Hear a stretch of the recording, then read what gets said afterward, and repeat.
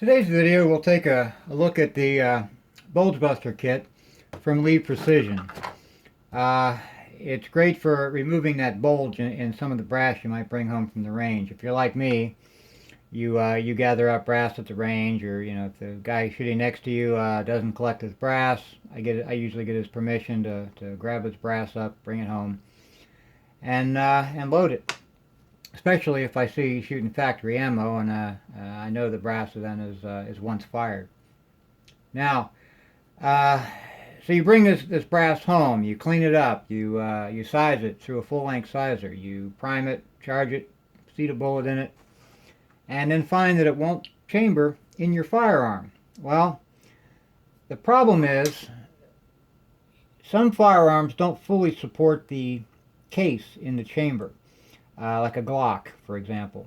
And you end up with a bulge right here near the bottom of the body of the case.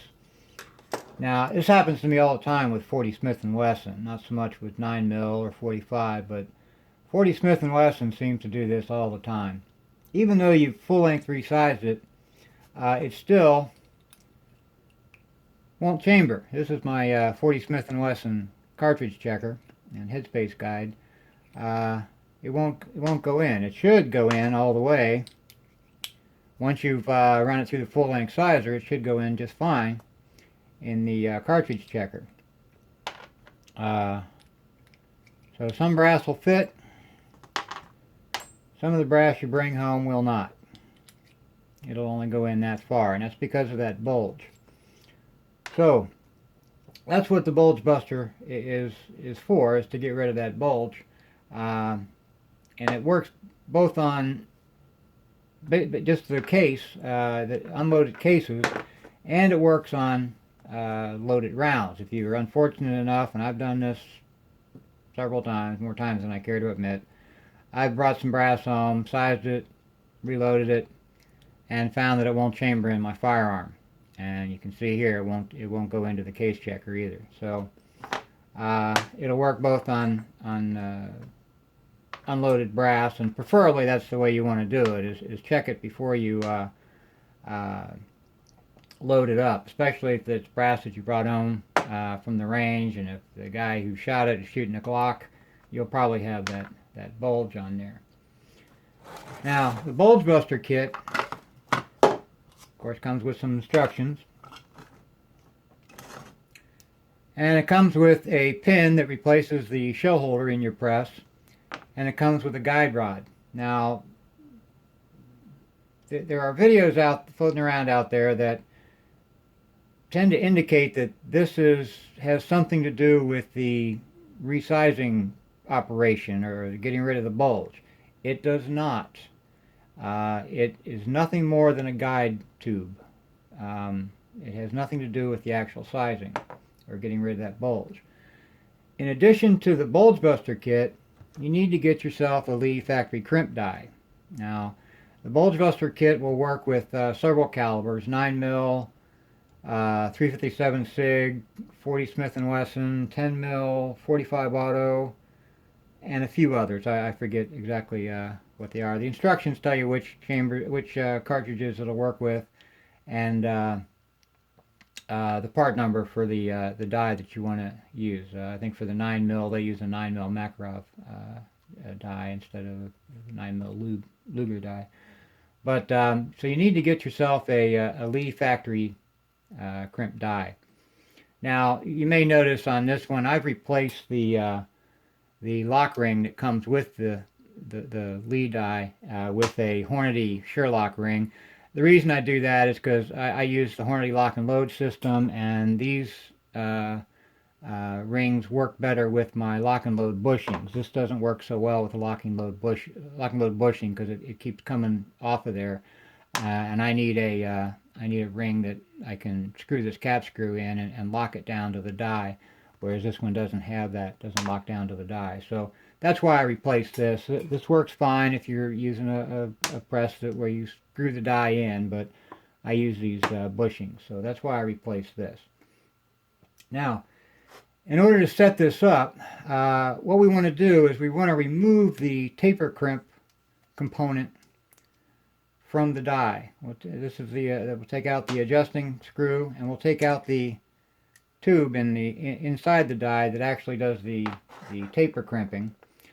And what we end up with is a tube with a hole on the bottom here that is the correct size for in this case, a 40 Smith & Wesson case. You'll notice the case won't go through there.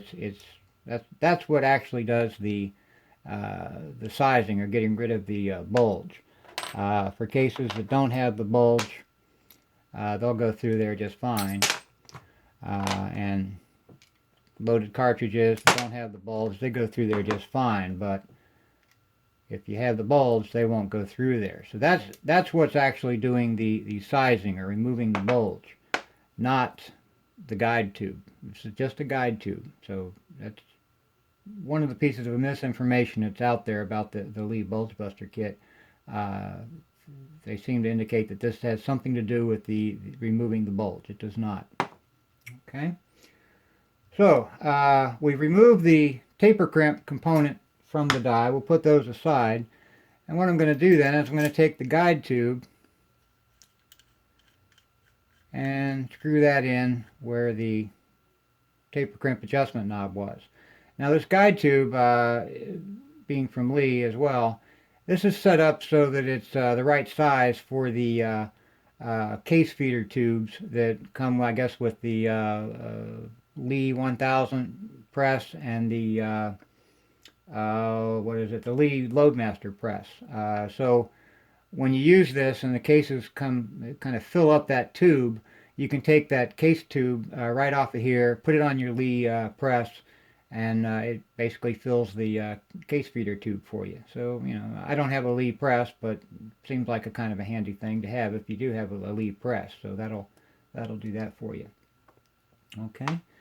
Now, next step, let's go ahead and mount this on our press and get it adjusted, and I'll show you how it works.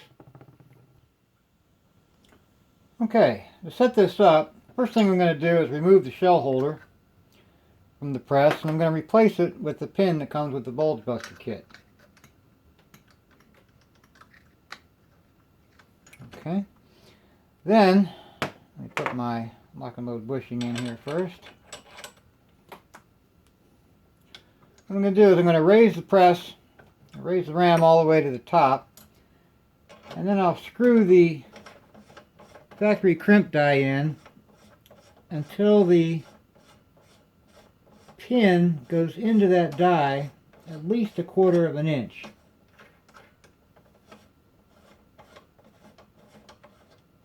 There we go, right about there. Okay, and I'm going to lock it down.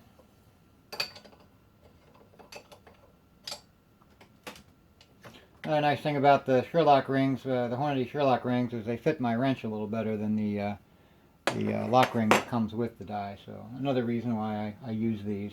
There's nothing wrong with the lock ring that comes with the thing. It's just, for me, it's easier because of the lock and load system that I have here.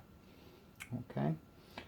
Now, at this point, what we can do is we can take the case, the packaging that the Bulge Buster comes in, and it acts as a case catcher. You can even put this on it, and you can fill the thing up with brass. So kind of a neat thing. There's no wasted parts with the Bulge Buster. Even the case that it comes in can be used with the Bulge Buster. So I just thought that was kind of a neat idea. Now,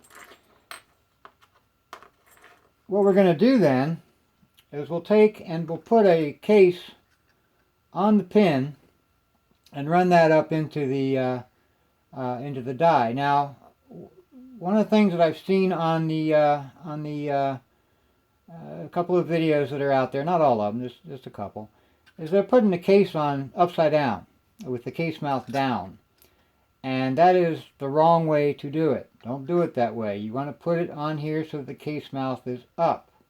One of the problems with having it down like this is that it doesn't fully support the case, so the neck of the case is resting on the bottom of that pin there, and as I run it up into the die, you can crush your case neck. So it goes with the case mouth up, not down like you may have seen in some of the other videos.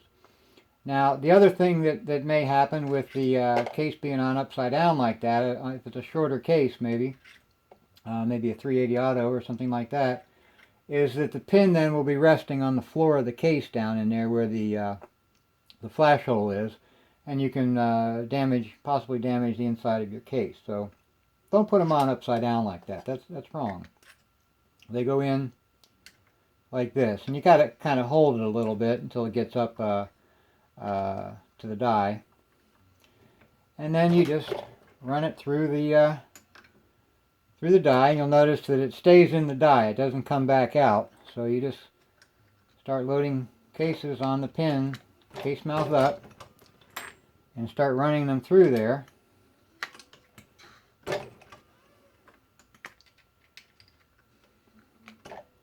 Being careful not to pinch your fingers.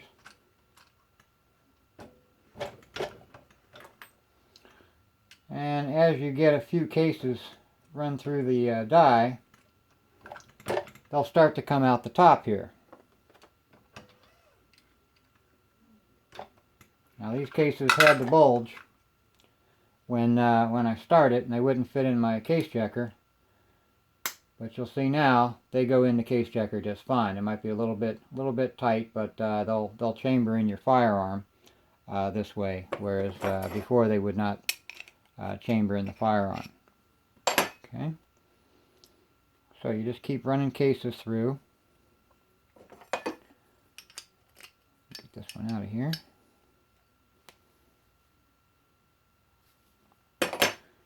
Keep running cases through until you've got all your cases done. And you'll notice that that one almost fell off, so you can put the top on here and make sure that they don't fall out of the case catcher here, and you can fill this thing. I've filled them up about halfway before. After that they start to get a little weird. But that's really all there is to it. And then when you're done, you can take your case catcher off, and you've got a case catcher full of resized brass, or brass that has the bulge removed. Okay. Now you can also use this for loaded rounds.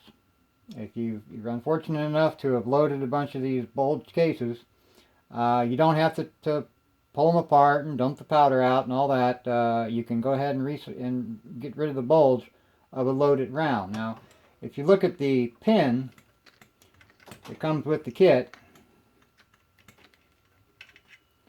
and hopefully I can get this focused.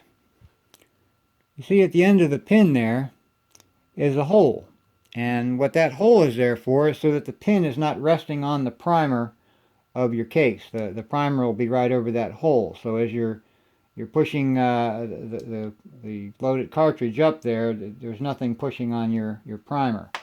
However, since I'm using loaded cartridges now through the press, I'm going to go ahead and throw on some safety glasses here, safety goggles, just in case. Whenever you're doing this with loaded rounds, always wear some safety goggles. Okay, and it works the same way. You put them on there, just on the top of the pin, case mouth up, or bullet up in this case, and run them through the let me put my top on here.